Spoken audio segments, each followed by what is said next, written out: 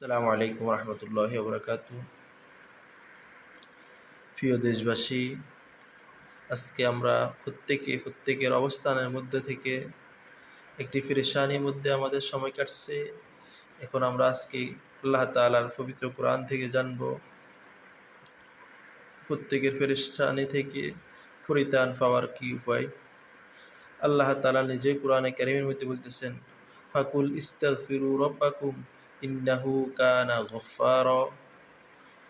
আল্লাহ তাআলা বলতেছেন, তুমি যত বড় মুসিবতে থাকো, সে যেন যত পেরেশানিতে থাকে, সে যেন বেশি বেশি করে আল্লাহ তাআলার কাছে ইস্তেগফার করে, ক্ষমা প্রার্থনা করে।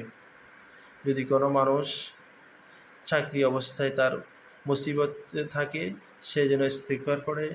যারা বিদেশ প্রবাসী আছে, তারা যত বড় মুসিবতে পড়ুক না কেন, সে যদি আল্লাহ তাআলার কাছে ক্ষমা চায় এবং ইস্তেগফার করে, আল্লাহ তাআলা তাকে ক্ষমা করে দিবেন এবং তার কর্মজীবনকে সুখময় করে দিবেন।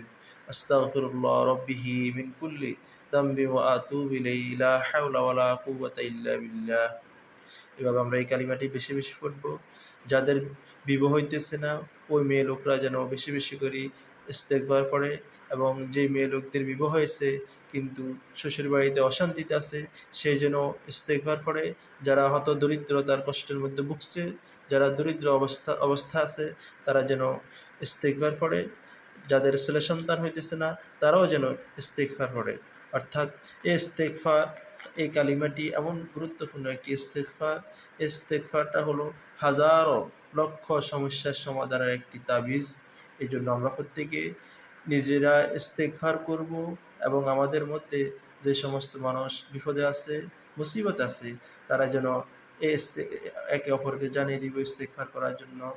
আল্লাহ তাআলা আমাদের প্রত্যেককে বেশি বেশি করে আল্লাহ তাআলার কাছে ক্ষমা প্রার্থনা করা এবং বেশি বেশি করে ইস্তেগফার করার তৌফিক দান করেন। আসসালামু আলাইকুম।